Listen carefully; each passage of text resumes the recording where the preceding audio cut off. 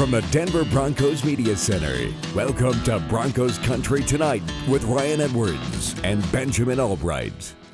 Welcome to Broncos Country Tonight as we react to day 2 of mandatory minicamp. And Ben, let's go ahead and start with the Broncos offense, who the day before, it felt like the defense, especially the front seven, that line of scrimmage, was really getting to the quarterback, really getting a lot of pressure. Today, the Broncos offense came out firing. A couple of nice completions there to Tim Patrick, to Cortland Sutton.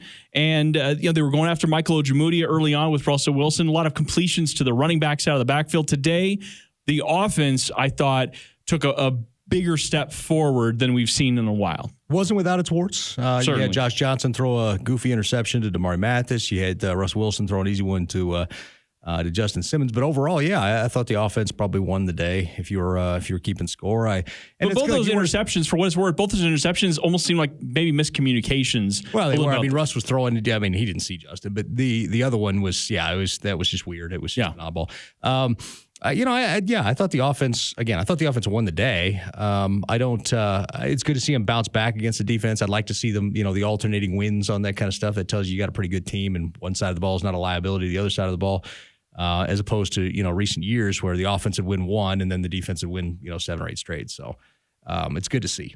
Yeah, a couple of guys that stood out there on the defensive side. We'll go to the defense here for a moment. A couple of guys, Jonas Griffith, I think has had a fantastic offseason so far.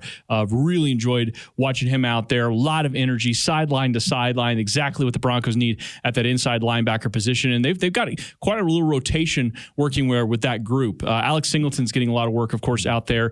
Josie's going to get work as well. But Jonas Griffith, don't discount this guy as an opportunity to really take a major leap forward in this defense and really help out coming up this year. Yeah, we talked about him on the radio show quite a bit, that they really love him here and they like him a lot, and that he was going to be a factor if he continued in his growth and his maturation. And I think he's showing a lot out there. I think he's showing enough to maybe push for inside linebacker 3 at this point.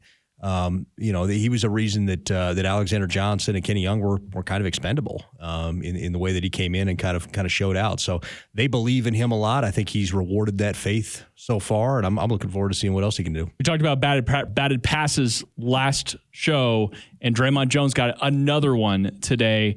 Again, and I know we haven't had the pads on, so it's sort of tough to judge some of these things in a vacuum, but at least the way we look at him right now, he is having another great offseason for him. That expected step forward looks like it's taking place before our eyes. Yeah, he's a guy that needs that this year too. Not that he's not played poorly. I mean, he's a good player, but he needs to take it to that next level. He's got a new staff here, a chance to prove himself. I think he's doing that. I'm anxious to see the pads come on for him, but keep batting the balls down. That's kind of a testament to the way these guys have been coached the last couple of years. Definitely. To the secondary, I want to give a shout out to Donnie Lewis, cornerback for the Broncos. He had a couple of PBUs in the end zone today, one on Montreal, Washington, on the close side of the field for us, and then another one later on in a red zone period where they were doing move the ball.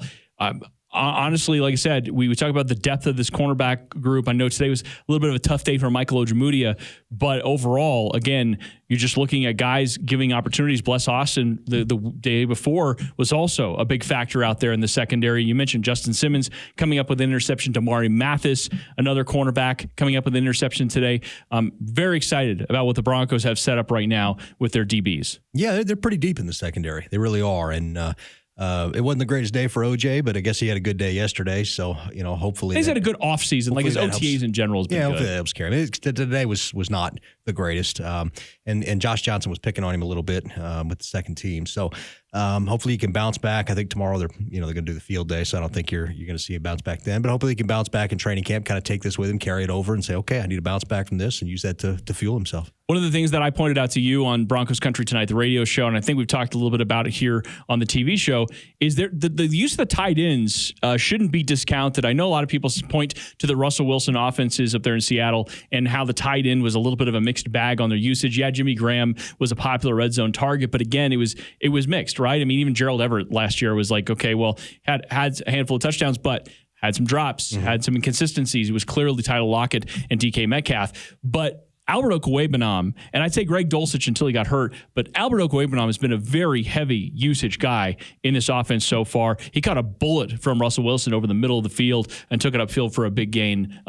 early on in practice. Yeah, and again, I think that they will use the tight ends more than people think. I think there'll be a lot more 12 personnel. Everybody thinks it's going to be 11, 3 wides and a back, but I think there's going to be a lot of 2 tight end, and they get you going one way, just like the old Shanahan offense. They get you going one way with the run, and then they'll boot back on you and play high low, and there'll be opportunities for these guys, especially for the tight ends, to catch balls with this, even if Russ hasn't traditionally thrown to a tight end.